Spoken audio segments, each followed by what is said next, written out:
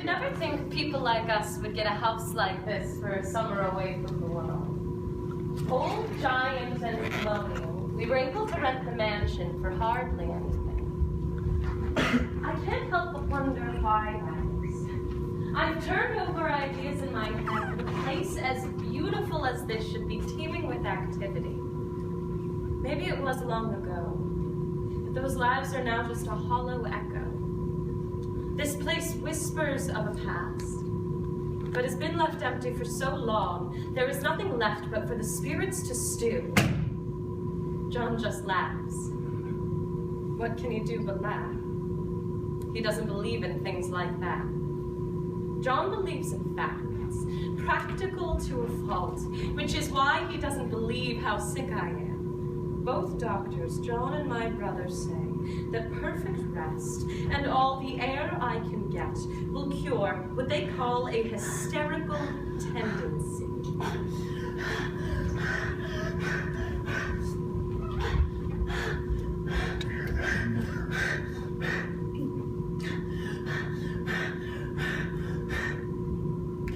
So I drink their tonics.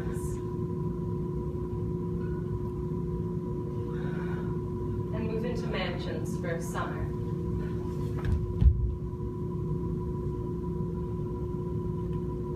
John tells me not to think about my condition, to hide it away from myself as if I could forget. I wish it were that simple, but I do think about it, and it hurts. Anyway, our house. It stands far off the road, 3 miles from the village. We are quite alone. I've told John how I feel about the place, the ghostliness about it. He told me I felt a draft. A draft. In a house that lacks any life from the world outside. I can't stand it. And I can't stand this room he has me kept in. It used to be a nursery, so the windows are barred shut. The furniture is nailed down. It has the feeling of something inescapable. I would have preferred the room downstairs. John wants to be able to watch me, feed me pills every hour.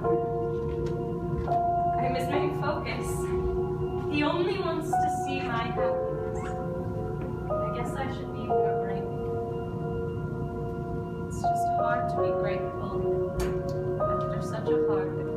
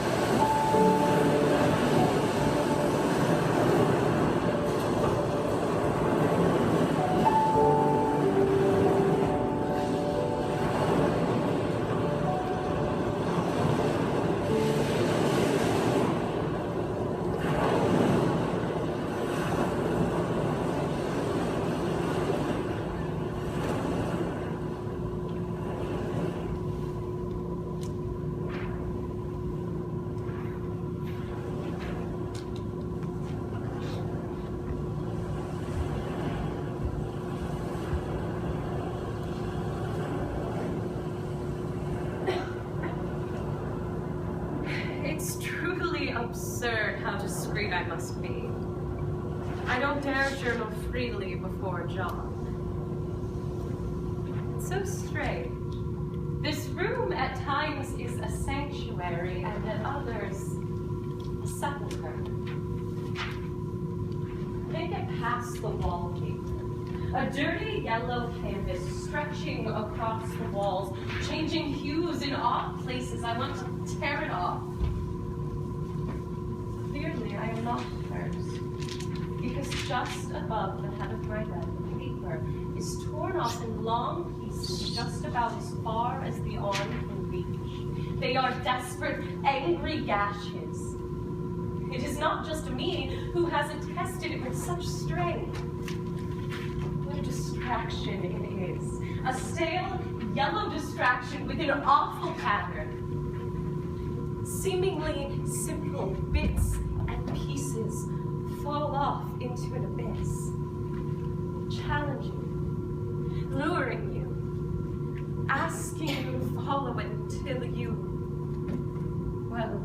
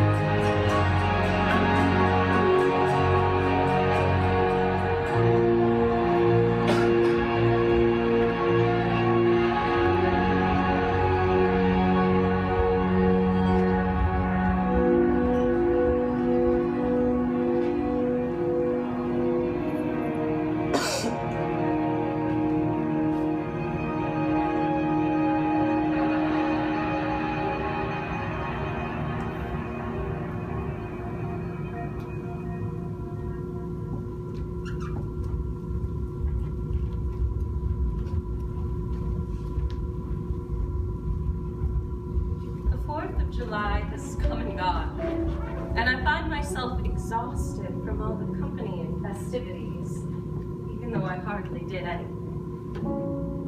John says if I don't start improving faster, he'll send me to another doctor, Vera Mitchell, in the fall. I don't want to go there at all, and it seems like so much fuss for a place so far. Most days I find myself in bed, unable to will myself to move a hand. The verge of tears, a threat I only welcome when I'm alone. I'm alone quite often now, and I spend what time I can in the garden. Stop! On the porch to get some of this miracle pure air. After that is done, I come up here to lay down and write. I spend so much time with the wallpaper now. It's always in my mind. And now I think I find a woman stooping down behind me.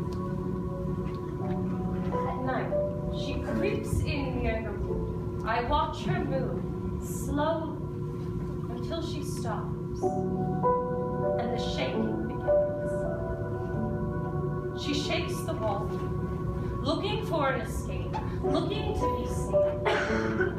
I reach up to feel if the shape was real, but it stopped.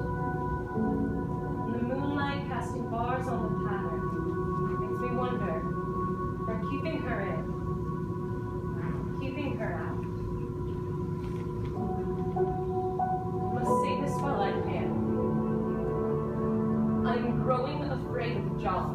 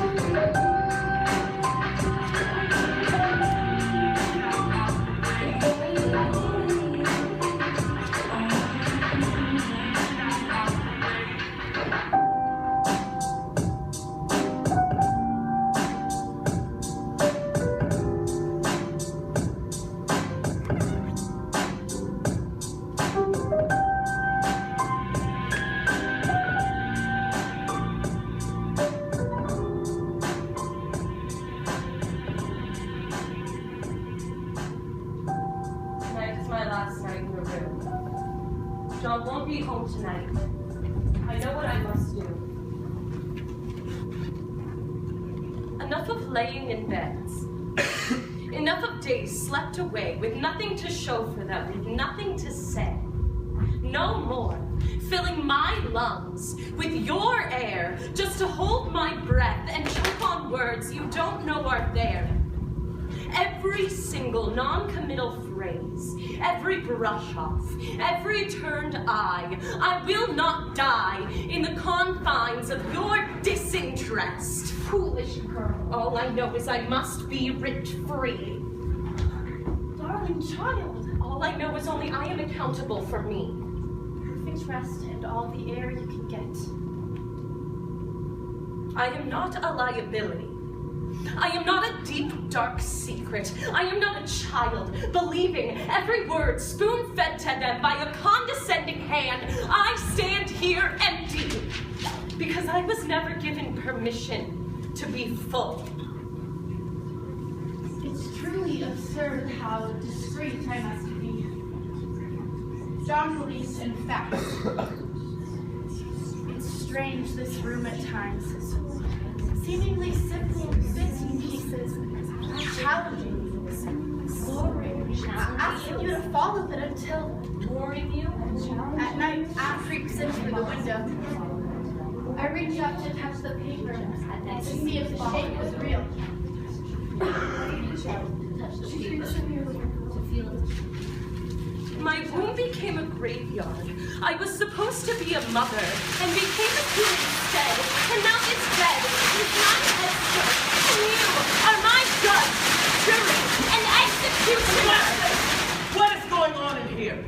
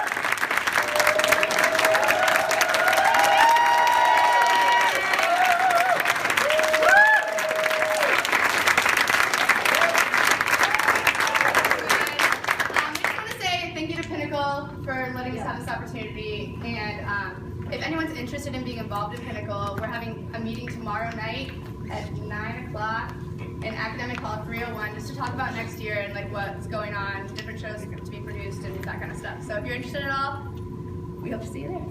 Thank you guys so much for tonight to maybe do like a little Q&A and a little talk back, and if you have questions or if you have like polite critiques on how we could move forward or how we can make things clearer. So if you need to go, by all means, you're more than welcome. But if you'd like to stay, you can sit down, ask your questions, and